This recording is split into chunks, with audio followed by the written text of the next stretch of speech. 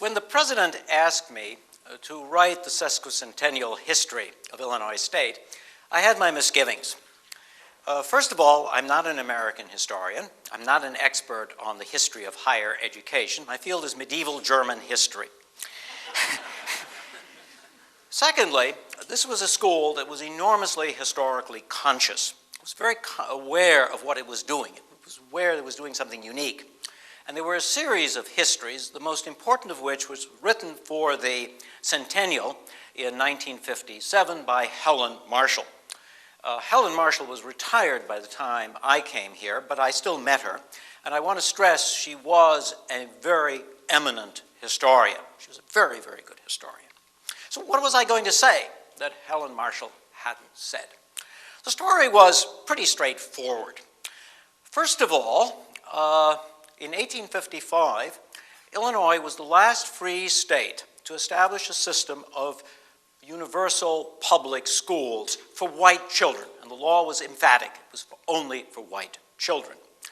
And that's created the problem of how you train the teachers for such an institution. You start thinking about this, you had large numbers of one-room schoolhouses and required an incredible number of teachers. How are you going to train these people? And the answer was, in 1857, to establish what was called the Normal University, Illinois State Normal University. Now this word normal may puzzle you. After all, you're now living in a city named Normal. Where did that name come from? Well, the French revolutionaries destroyed everything, including the educational system, and in 1794, they set up a school which was called the École Normale to teach according to the norms of pedagogy. It was supposed to train teachers, and those teachers were supposed to go out and train other teachers. But it wasn't a success. It closed within a few months. In the 1830s, the French government sent a French professor at the Sorbonne to Germany to find out what the Germans were up to. Germany had taken the lead in setting up a system of public education. And the French professor went there, was very impressed.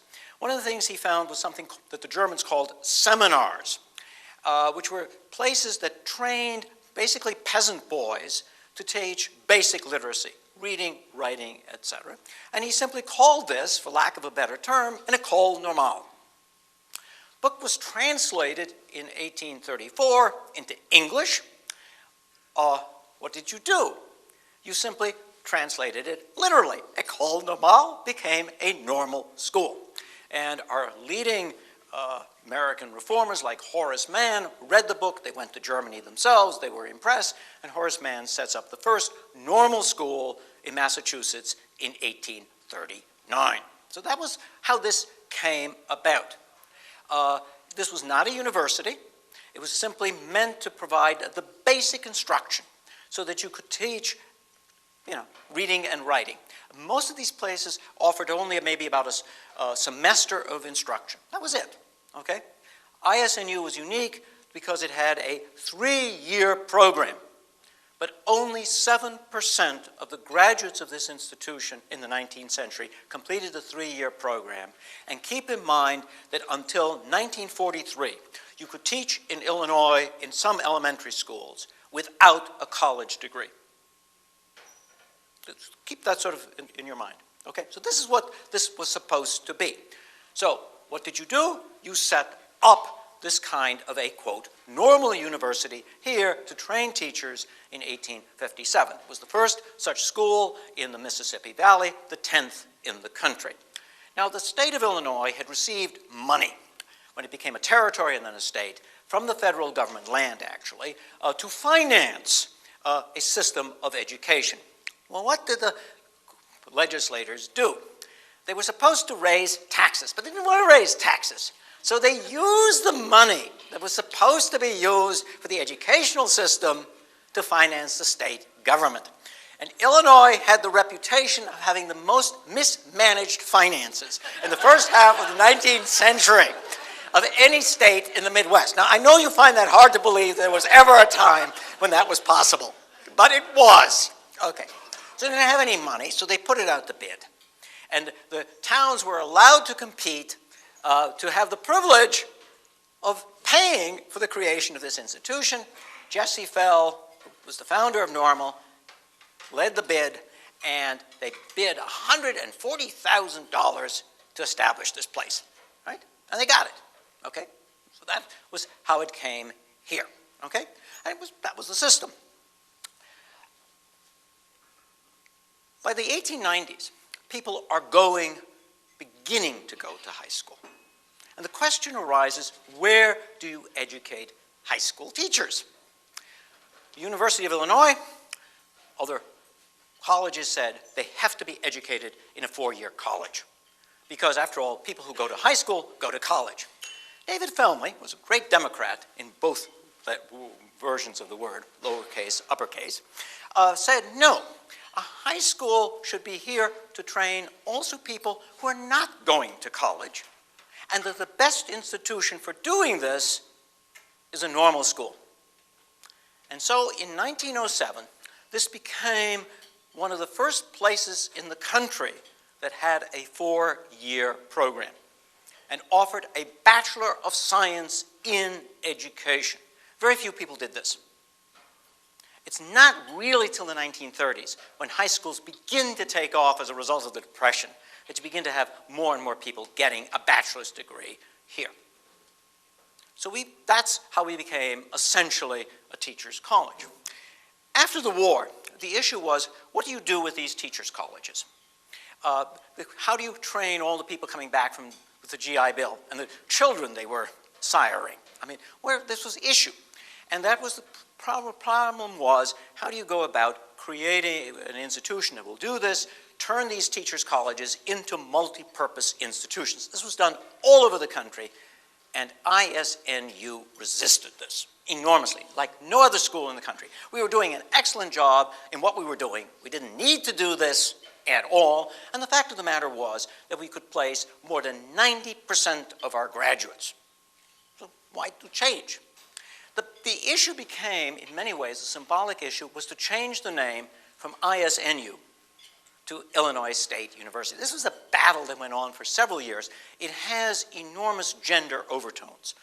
The women in particular were opposed to this because, after all, it was only in teachers' colleges that a woman with a PhD had much of a chance to teach. So they really didn't want to have this change.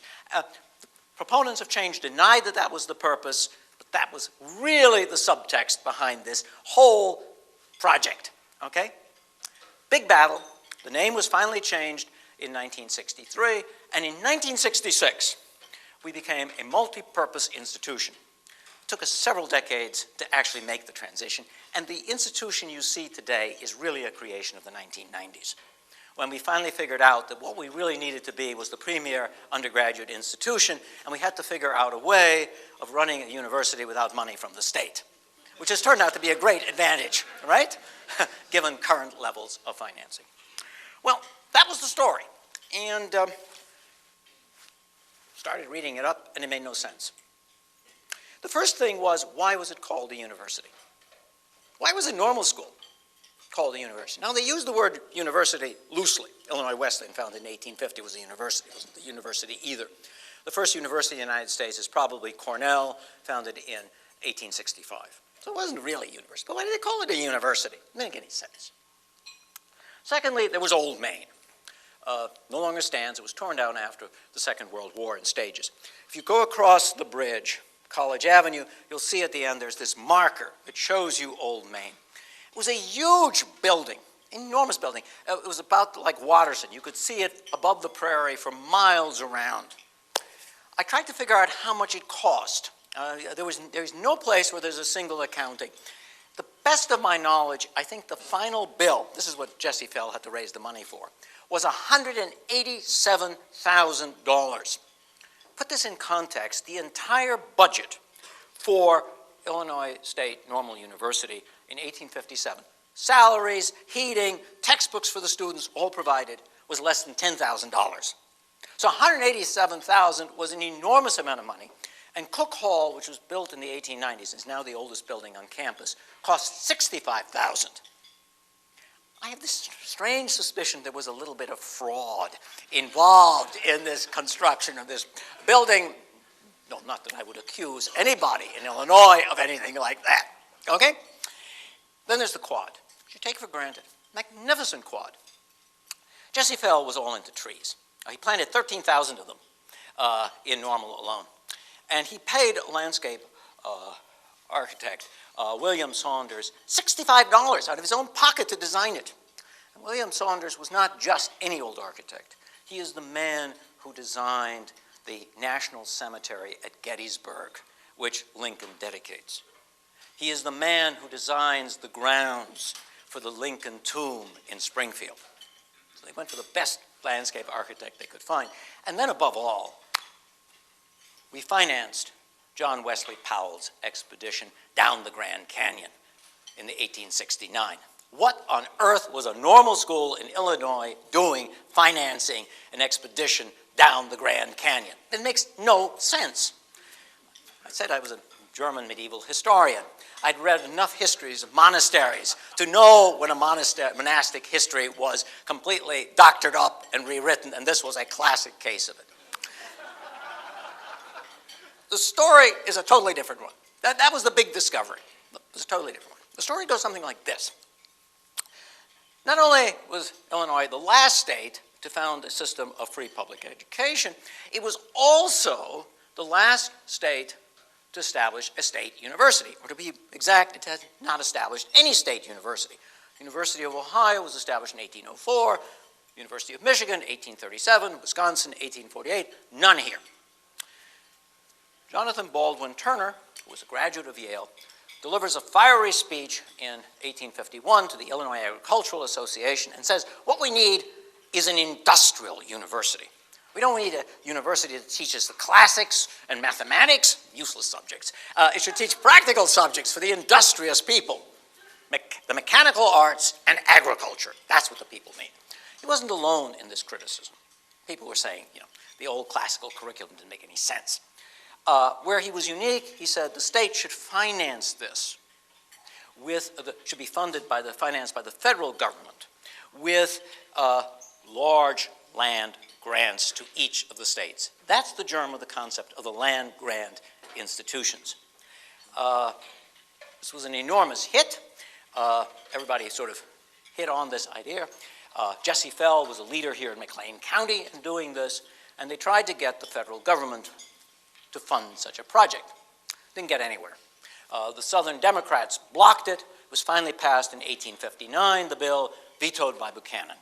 It's not till 1862 that you get the Morrill Act, setting up the system of land-grant universities, the first great piece of domestic legislation by the Lincoln administration in the days when the Republican Party believed that the federal government ought to be concerned for the welfare of the population. And that's when it was set up. Now, that was the first project.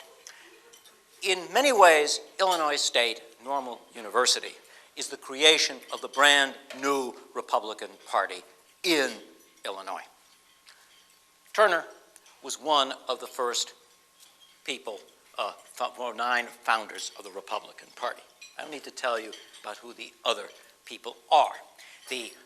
Jesse Fell is a close personal friend of Lincoln. It's Fell who persuades Lincoln to write his campaign autobiography, who then works for his nomination in Chicago in 1860. David Davis, okay? If you've not seen it yet, you can see the Davis Mansion, was Lincoln's campaign manager, his first appointee to the Supreme Court. Davis gave $5,000 and the land for the university farm, which is where now Hancock Stadium is located. That came from Davis, okay? The first chairman of the board was Ninian Edwards, Lincoln's brother-in-law, and Lincoln was the university attorney. And what they thought to do was they couldn't get the money to establish yet the university. What they could do was to start by at least setting up a normal school. Turner had not talked about teachers initially in his original proposal, but he came to the conclusion that teachers are industrious too. Okay, and so you could have a normal department. So what they were doing was simply establishing this place as a stopgap measure till they got the land from the federal government to establish a real university. Let me quote to you some words from Charles Hovey, who was the first principal or president of this institution. He goes in 1859, okay, to a first meeting of the normal school principals in Trenton, and he's asked the obvious question, why on earth are you called a university? You couldn't find that in Marshall's book. She didn't explain that. And she makes it perfectly clear that what they're out to do is establishing a real university here. This is what essentially he says. The president, he's asked at the meeting, will Mr. Hovey please state why it is called a university? Mr. Hovey, there was a university fund unappropriated, and in order to get the proceeds of that fund, we had to establish a university. But we do not contemplate that it shall be simply one department, so that it shall become, instead of a normal school, the University of Illinois. We mean that it shall be a university in fact as well as in name. So they intended this to be the University of Illinois. When the Morrill Act is passed, Fell and his associates try to get that realized here. And again, it's put out to bid, and the bid of Normal is double the bid of Champaign County. But the chair of the Agricultural Committee, which was in charge of establishing this agricultural school, was the representative from Champaign County, and Champaign County provided him with $50,000. $50,000 to entertain the members of the legislature. And he did a lot of entertaining. And who are we to say that it is possible to bribe legislators of the state of Illinois? Well, that was the 1860s. But you have to understand that that is how it ended up, that this place did not get the state university. The University of Illinois, until 1885, is known as the Industrial University. Back to Turner's original scheme. Let me say something to you. This is, as I said, a project of the Republican Party. They're absolutely enthusiastic supporters of the Civil War. When Fort Sumter is fired on, the students start enlisting. And Hovey says, now wait a moment, you can't disrupt the semester. If you finish the semester, I will go ahead and see that we organize a regiment. And he starts training the students to march. And he, after the semester is over, he and Fell go out to Washington to get Lincoln's approval to set up a regiment, which becomes the 33rd Illinois Regiment, became known as the School Teachers Regiment. I should point out to you that Fell and Hovey arrive in time for the first Battle of Bull Run. And Fell, being Fell, goes out and starts nursing the wounded on the battlefield. Right. That's typical Jesse Fell, okay? They get it from Lincoln, okay, to do that kind of thing. I should point out to you something else. This is a school like no other normal school. The rest of the country, you've got a state university, University of Iowa. You've got a land-grant school, Iowa State, and you've got teachers' colleges, normal schools, like what is now University of Northern Iowa. That didn't exist here. There was only a land-grant school, and there was basically, until the 1890s, really only one teachers' college, or normal school, and that was this place. If you were a woman in particular, and you didn't want to study engineering, and in the 1890s, 53% of all the graduates of the U of I are engineers. Where did you go? The answer was, you came here. Though ostensibly this was supposed to train teachers, we advertised that this was a preparatory school for sending people to Harvard. And we did. And for instance, the first woman to be a member of the American Medical Association is a graduate of this institution. So this is a proud heritage indeed. There was something else which is worth commenting on. I was reading the history, and I was reading the 1907 history, which had a long account of what happens in the celebration of the 40th anniversary of the establishment of ISNU. Big party. It was the last time that the first 4 presidents of the university were present. And Samuel Molten gets up Molten of Molten Hall. And he makes the extraordinary statement like this. The opposition to such a university was great. The great struggle was as to whether the colored people should receive any benefits of the School Law and the University Act. It, the School Act of 1855, the word white was before children. It remained in the Normal Act and was only removed after the Civil War. Nobody had ever commented on that statement. Huh? I couldn't figure out. The act had barely gotten through the assembly, got through the establishment of this institution by 4 votes. What was the opposition? Here was Molten telling me. Now, who's Molten? Molten, Democrat at that point, is the man who is responsible for the passage of both the School Act and the act establishing this institution. He is a member of the original board that sets up this institution. By 1897, he is the last member of that board. In 1859, he becomes the president of the board, holds that office until the 1870s, except for 2 years when he's in Congress, by now as a Republican. So if anybody is making a statement about this sort, he knows what he's talking about, right? Now, began to look for evidence of this. Now, we know that many of the founders of this institution were abolitionists. Fell was. Richard Edwards, the second president of the institution, was an abolitionist. He was basically chased out of St. Louis, which was not a very comfortable place for abolitionists. Above all, there's Turner. Turner was the editor of the second abolitionist newspaper in Illinois, which took some courage, because the editor of the first one was killed by a mob in Alton. You may have heard the story about the abolitionist who goes to see Lincoln in 1862, urging him finally to free the slaves. And Lincoln picks out of his coat pocket a draft of the preliminary Emancipation Proclamation, and says, I'm waiting for a Union victory, and of course he issues it after Antietam. The abolitionist who goes to see Lincoln is Jonathan Baldwin Turner of Turner Hall. So that explains a great deal of what they're up to. There was one other thing, though. That was this. I was looking for evidence, any evidence to link these people to these kinds of views. And what I found was, in the legislative record, on the 16th of February, the act establishing ISNU is the 17th of February. 16th of February, there was a crazy parliamentary maneuver. And what it was about was, the legislature had received petitions from the white citizens of Illinois and the colored inhabitants thereof, that the colored population should be given the full rights of citizenship, including the right to vote. To understand how radical this is, a month later the Supreme Court is going to pass the Dred Scott decision that says that African Americans cannot be citizens of the United States.